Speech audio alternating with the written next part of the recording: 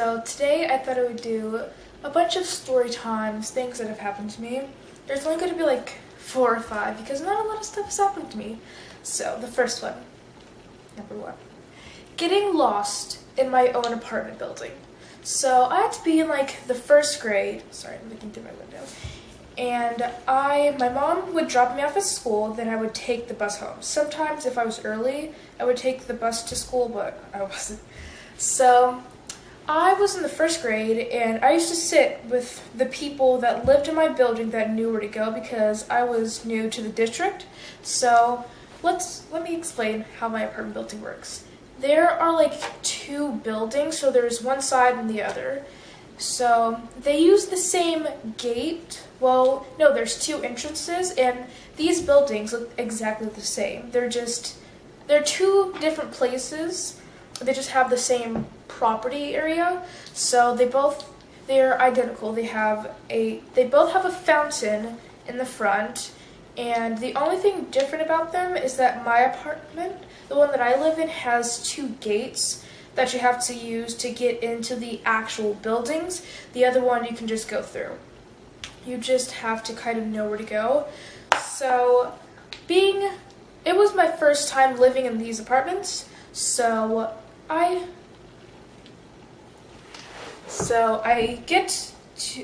was the last one, and then the other one was like the second to last. So I thought that the second to last one was my stop. So everyone's saying, no, Miley, don't go. I was like, what are you talking about? You guys are going to have to walk home. So sometimes my parents would pick me up at the bus stop, but since the bus would drop us off right at the apartments, I would just walk.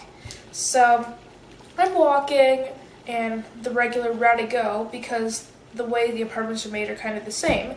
So I get to where my apartment building should be, and I realize the inside looks nothing like my apartment. So I'm like, where am I? I keep on walking, then I just start sobbing. I start screaming for help, and there is no one. So I'm like, oh my god, I'm gonna have to live in these apartments. And some of my friends, they lived in that apartment, but they would just leave at the last stop because that's where most of my friends lived. But they could just like go under the gate and bam, you're here. And there was also a park where all of the kids in my building used to stop to play. So I start crying, looking for the park because I'm like, oh, I know where to go from the park. And so I realized I'm not at my house. They were right. So I'm just sobbing, waiting for someone to help me. That was a bad idea because there could be anyone. My parents finally find me, and I'm like, yeah, I need to find a walk buddy because it was terrible. I thought I was never going to see my parents again. I'd have to live in the apartment buildings. But yeah, that was a traumatic experience. So moral of the story. If you're going to walk home, make sure you know where you live. Is this recording? Okay, it's recording. Story time 2. A fire. So it was the weekend, and I was maybe in the 3rd grade, so I had to be in 9? Yeah, 9. So me and my mom thought we were gonna make tostadas. So we had put the tostada shells in the toaster instead of the oven. Bad idea. So they're in there, and we put it on 5 because we thought that was the time, but I guess we didn't know how the toaster worked. So my mom's cooking the beans and the chicken and chopping up the tomatoes and stuff. It wasn't chicken. And so all of a sudden, the shells burst into flames. I'm screaming. I ran out the door screaming help with no shoes on. I'm just going up the stairs like it's this big deal. So the flame goes whoosh, and we put the toaster under my cabinet. So the whole bottom section of the cabinet is burnt. I'm screaming, calling for help, which I really didn't need to because I'm pretty sure we had a fire extinguisher in all the apartments, but I don't think we do anymore. So we finally set out the fire and got the shells out of the toaster. So I looked down, and my foot has blood all over it, as I was running on the concrete, I stubbed my toe, and all the skin was just peeling off my toe. It was worse than the fire. So,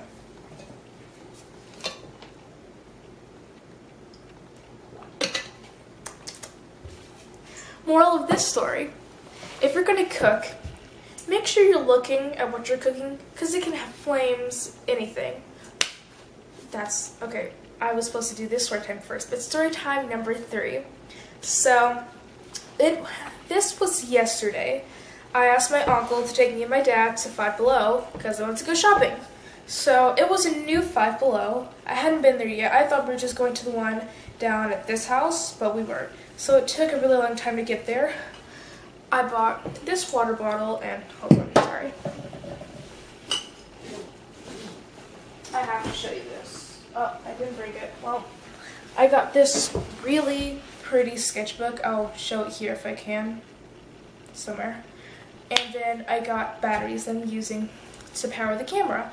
So I've been in there for a good 20 minutes, and I'm just going around the store again, seeing if I missed anything, and I needed batteries for the camera that you're watching. You're not watching it on the camera. But I needed the camera to film this video. So, at the Five Below I usually go to, there's the batteries, or when you first walk in, there's a little stand, you just take off the batteries. So, I go to the front to see if the batteries are there, and they're not in the usual place they are at the store that I go to. So I look up, these 2 dudes come in the store, and they're about 16 or 17. He has a Make America Great Again shirt, and the other one has a hat. I make the most disgusted look ever. I was disgusted. So I walk back to the store, and I tell my uncle and my dad, there are 2 dudes wearing a Donald Trump campaign shirt. I'm like, it's okay. I don't think it's okay, but okay. So they look at me, and then so I give them this, what look? Like when you're staring at someone too long, they do that. So yeah, I was peeved. So I check out, and my dad buys me stuff. So yeah, I was happy about that. I didn't have to spend any money. So, they're whispering about something. I wanted to buy a whole new shirt and a whole new hat, throw it at them and say, get a new shirt. But I'm not that petty. I was mad, but not petty. Okay. Oh, another story time. The Stalker. This is story time number 4. So, when I lived in California, so there were 2 buildings, but they were farther apart. My apartment building, and then if you walked like 5 minutes, you got to my grandpa's apartment building. And the way our apartment building worked is there was not much. So there wasn't like the gates or anything. It wasn't a closed building.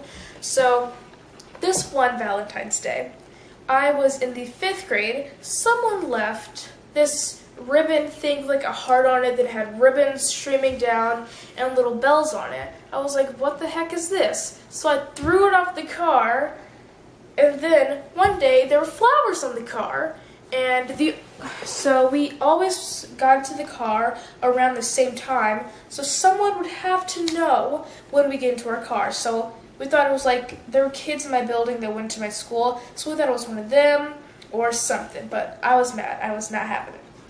So I asked these kids, did you put this on my car? Because I don't know why, but I was mad about it. So they're like, no. So I was like, okay. Because I could have sworn they were lying. I wanted them to be lying, because that means we had a stalker.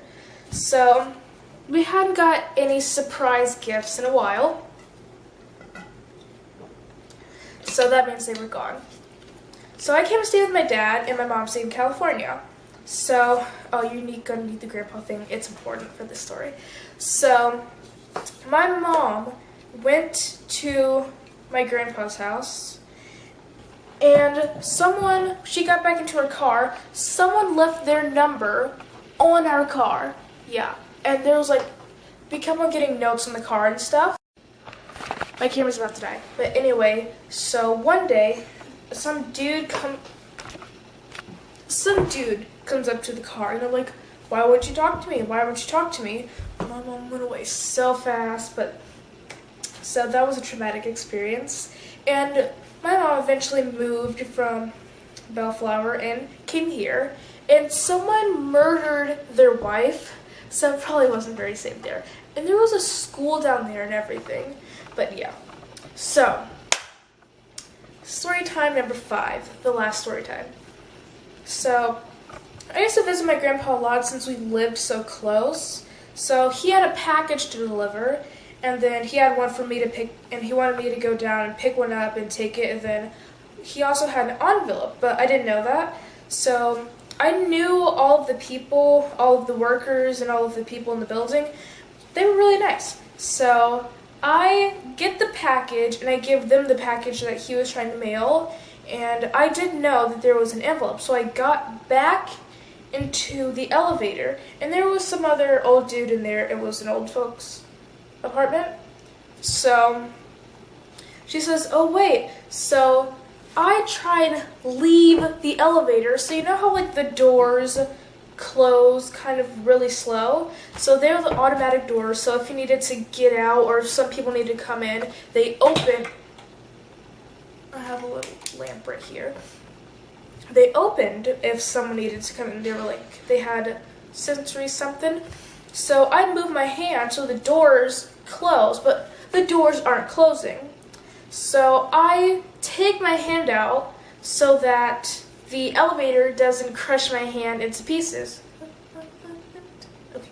So my finger got stuck. So I noticed it was like getting close, so I moved some of them. But, so I'm pretty sure it was like this finger or this one.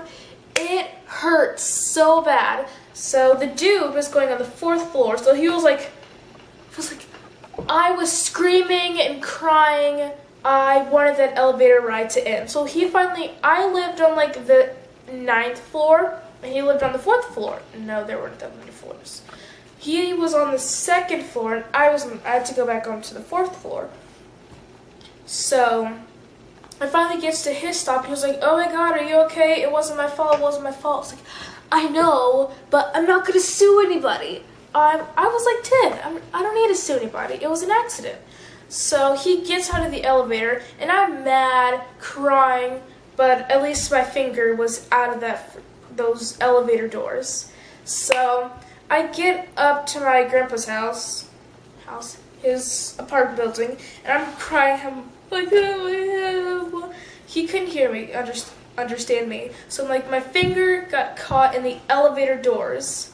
And so everyone's like, are you okay? Are you okay? And then the elevator lady, once the elevator goes down, she comes up and she's like, oh my god, are you okay? And I was like, yeah, I'm fine. Because of course they don't want to get sued. So they're asking me if I'm okay, and then she brought the mail up to me. She was like, I heard you screaming, are you okay? I was like, yeah, I'm fine, I'm just mad. So my finger is fine, it wasn't fractured or anything, but that was all of my story times. There's only 5, because nothing scary or like super dramatic happens to me, unlike Tanimoto and other people. So I hope you enjoyed that video. Thanks for watching, have a great day, or evening, or night. Bye!